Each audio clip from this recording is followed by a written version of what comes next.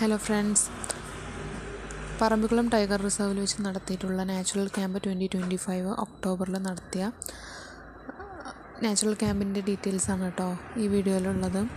Parambikulam tiger റിസർവിലേക്ക് പോകാൻ വേണ്ടിയിട്ട് നമ്മൾ റെഡിയായി പോയിക്കൊണ്ടിരിക്കുകയാണ്. അപ്പോൾ തന്നെ നമ്മൾ സൈഡിൽ അനിമൽസ് ഉണ്ടോ എന്നൊക്കെ നോക്കിക്കൊണ്ടിരിക്കുന്നുണ്ട് കേട്ടോ. അങ്ങനെയാണ് നമ്മൾ സൈഡിലൊരു എലിഫൻറ്റ് അവിടെ പുല്ലൊക്കെ തിന്നുകൊണ്ടിരിക്കുന്നത് കാണുന്നത്.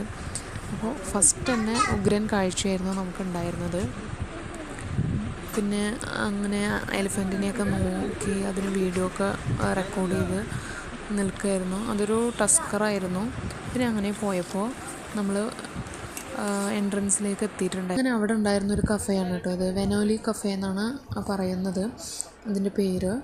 അവിടെയുള്ള ട്രൈബ്സിനെയാണ് അത് നടത്തുന്നത്.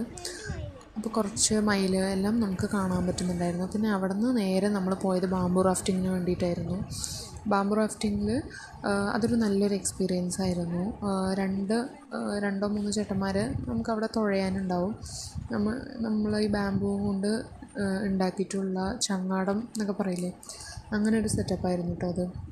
അപ്പോൾ ഈ മൂന്നാളും കൂടിയിട്ട് തുഴയുമ്പോൾ അവർക്ക് കൈയൊക്കെ ഭയങ്കര ഉരുക്ക് പോലെയാണ് ഉണ്ടായിരുന്നത്. അവരെ സമ്മതിക്കണം കുറേ തവണ. ഇപ്പോൾ നമ്മൾ കഴിഞ്ഞ അടുത്ത ഒരു സെറ്റ്, അത് കഴിഞ്ഞാൽ അടുത്തൊരു സെറ്റ് എന്ന് പറഞ്ഞിട്ട് കുറേ പേരുണ്ടായിരുന്നു.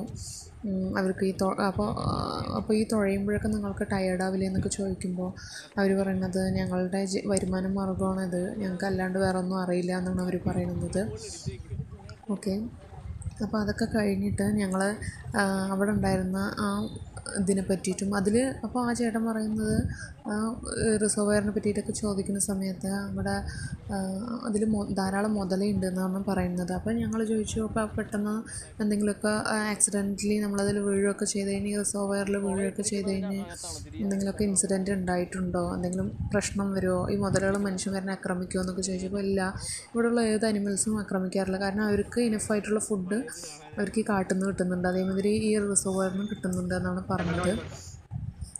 റിസർവയറിൽ തന്നെ ധാരാളം മീനുകളും 40-50 കിലോളം സൈസുള്ള മീനുകളുണ്ട്. പക്ഷെ അതൊരു ബിസിനസ് പർപ്പസിന് വേണ്ടിയിട്ട് മറ്റുള്ളവർക്ക് വന്ന് ഫിഷിങ് ചെയ്യാൻ പറ്റില്ല. അവിടെയുള്ളവർക്ക് വീട്ടാവശ്യത്തിന് വേണ്ടിയിട്ട് വേണമെന്നുണ്ടെങ്കിൽ നമുക്ക് പിടിക്കാമെന്നാണ് ആ ചേട്ടൻ പറയുന്നുണ്ടായിരുന്നത്.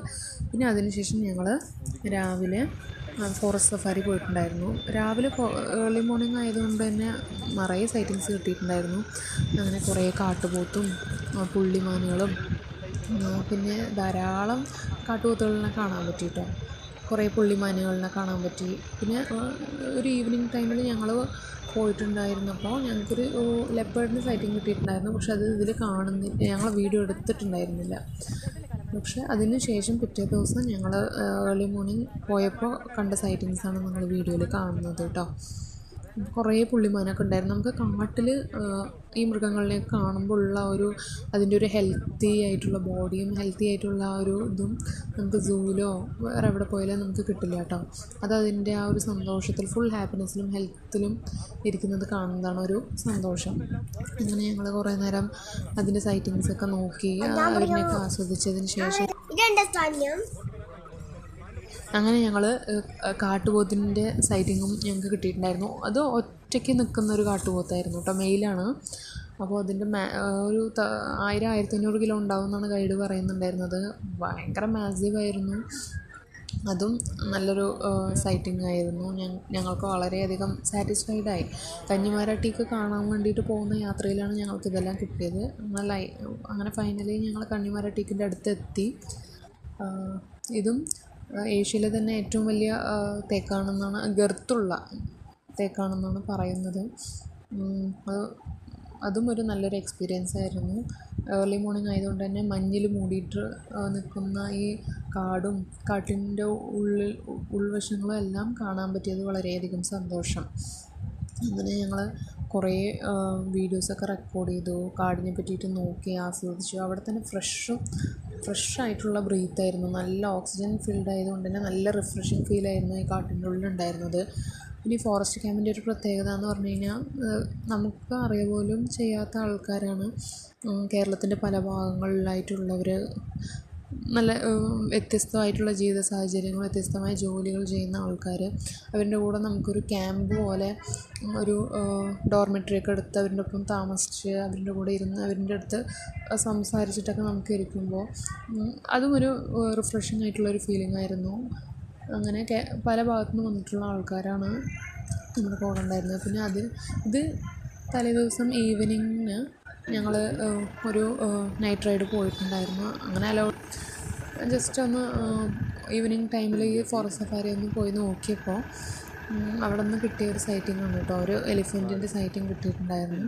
അത് ഞാൻ ഈ വീഡിയോയിൽ ഇൻക്ലൂഡ് ചെയ്തിട്ടുണ്ടായിരുന്നു.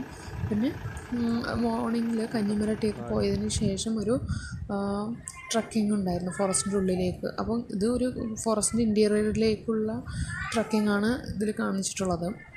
അപ്പോൾ ഇത് വളരെയധികം എന്താ പറയുക, കുറച്ച് നടക്കാനൊക്കെ ആരോഗ്യമുള്ളവർ പോകുന്നതായിരിക്കും ഇതിൽ നല്ലത്. അങ്ങനെ ഫോറസ്റ്റിൻ്റെ ഉള്ളിലും ഒക്കെ ട്രക്കിംഗ് ഒക്കെ കഴിഞ്ഞ് വന്ന് പിന്നെ നമ്മളിരുന്ന സ്റ്റേ ആണ് കേട്ടോ ഇത്.